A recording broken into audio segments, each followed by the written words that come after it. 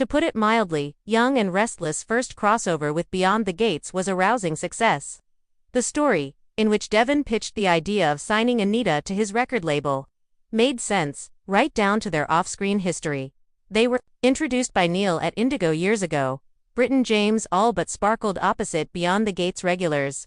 And, in particular, he played beautifully with Carla Mosley, who subbed on Young and Restless as Amanda before being cast as Beyond the Gates' Mercurial Donnie. So are you thinking what we are? If you'd told the Young and the Restless fans 6 months ago that one of their most grounded, business-savvy and emotionally mature characters would be striding into an entirely different world and thriving, they might have chuckled politely and changed the subject. Devon Hamilton Winters was, after all, a Genoa City mainstay.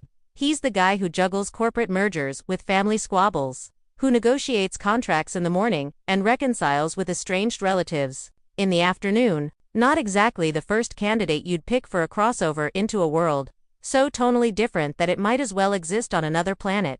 And yet, when Y&R orchestrated Devon's brief but unforgettable foray into Beyond the Gates, hit mystery adventure spin-off with its high-stakes treasure hunts, strange prophecies, and gorgeously over-the-top characters, the gamble paid off in spades. It wasn't just a good-for-sweep stunt.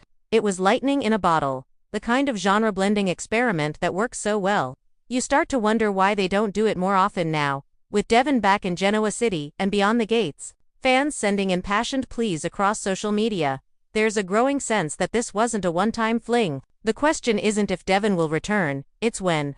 And maybe even for good. One. Devon was the last person anyone expected to fit in. And he fit like a glove. The charm of a crossover often hinges on contrast, and Devon's appearance on Beyond the Gates had contrast to spare. On Y&R, Devon is known for being pragmatic, controlled, and deeply rooted in the here and now. Drop that man into a setting filled with ancient maps, riddles etched in stone, and people who sincerely believe in the Keeper of the North Passage, and you'd expect him to politely excuse himself back to Chancellor Winter's headquarters. Instead, the opposite happened. Devon's level-headed logic made him the perfect foil for the show's more, shall we say, enthusiastic adventurers. His deadpan reactions to some of the Gates crew's wilder theories became instant meme material, while his willingness to adapt without ever losing his core identity made the story feel grounded. It's the TV equivalent of mixing dark chocolate with chili pepper, unexpected, but irresistible. 2. The writers actually let him drive the story in some crossovers. Visiting characters function as glorified guest stars, there to offer a wink and a nod before fading into the background. Not Devon. From the moment he stepped through those massive, vine-covered gates and paused to mutter, "Guess this isn't Wisconsin anymore," he was integrated into the central mystery. The plot revolved around an old Winters family heirloom that's somehow connected to the Gates' central artifact, the astrolabe of tomorrow. This clever narrative hook made Devon's presence feel essential rather than tacked-on. Fans of both shows got a rich backstory that deepened his character while also propelling the Beyond the Gates mythos forward. It didn't hurt that Devon's corporate negotiation skills translated surprisingly well into bargaining with the series' eccentric relic traders. Who knew boardroom diplomacy could save lives in a collapsing underground chamber? 3. Chemistry. Chemistry. Let's talk about Devon and Callista Vane, Beyond the Gates' resident cartographer and expert in navigational magic. From their very first exchange, him raising an eyebrow at her compass made from moonlight glass, her teasing him about his adorably skeptical attitude, sparks flew. The pairing was refreshingly mature. No instant declarations of love, no soap-style betrayal within a week. Instead, we got two capable adults navigating both literal and emotional terrain, finding common ground even when their worldviews clashed. The fan edits on YouTube alone could fuel a mid-season arc. Back in Genoa City, some fans worried this could set up a love triangle involving Devon's current romantic entanglements. Others are already penning Devon and Callista, the miniseries fanfic. Either way, the appetite for more is ravenous. 4. It expanded Devon's horizons, and the audience. Devon's arc on Y&R has, in recent years, revolved heavily around family loyalty, corporate intrigue, and the occasional moral reckoning. That's compelling drama, but placing him in Beyond the Gates' high-adventure setting allowed him to show new facets. We saw him improvise survival tactics, decipher codes, and in one standout moment, rappel down a cliff to rescue a trapped ally. These were scenarios Devon's fans never imagined for him. Yet he handled them with the same quiet competence that defines his boardroom presence. The crossover reminded viewers that soap characters, like real people, contain multitudes. 5. Social media couldn't get enough. If there's one universal truth in modern TV, it's that the internet decides what's iconic. Within hours of the first crossover episode airing, #Devon Beyond the Gates was trending. Clips of Devon rolling his eyes at mystical proclamations, "So, the moon told you this," went viral on TikTok.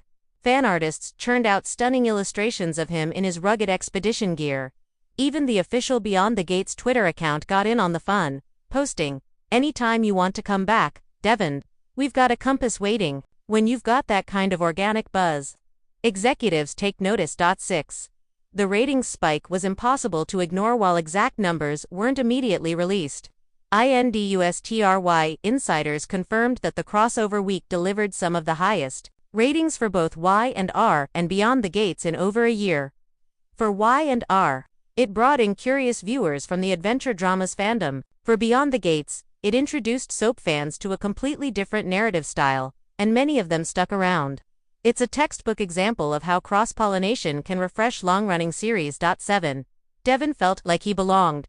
There's some characters look like tourists in another show's world. Devon looked like he'd booked a permanent residency. The Gates crew immediately respected his insights. He wasn't treated as the outsider but as a trusted teammate, which in turn made viewers feel like he had earned his place. By the final episode of his arc, there was an unspoken understanding between him and the rest of the ensemble. The door was open, literally and figuratively. 8. It set up loose threads begging for resolution. Sure, Devon returned to Genoa City, but not without unfinished business. There's still the matter of that missing astrolabe fragment, last seen in the possession of a shadowy figure who called him the key.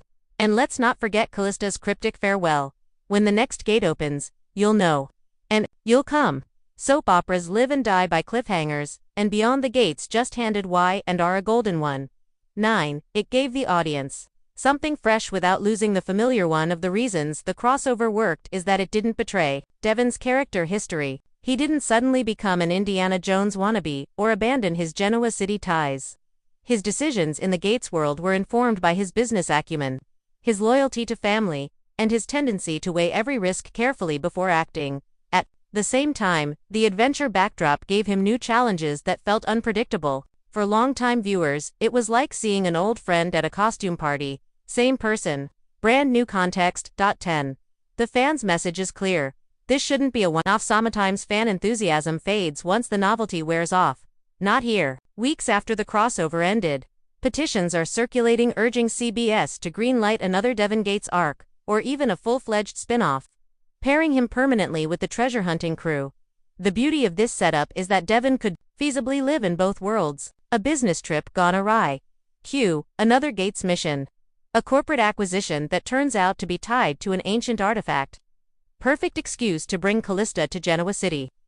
The narrative possibilities are endless, and the audience is more than ready. Beyond the Gates whisper, "Come back and stay." In the final moments of his last Beyond the Gates episode, Devon stood at the threshold of the titular gates, looking back one last time. The music swelled, the wind rustled the ivy, and a faint echo seemed to carry through the archway, a whisper, just for him, "Come back and stay."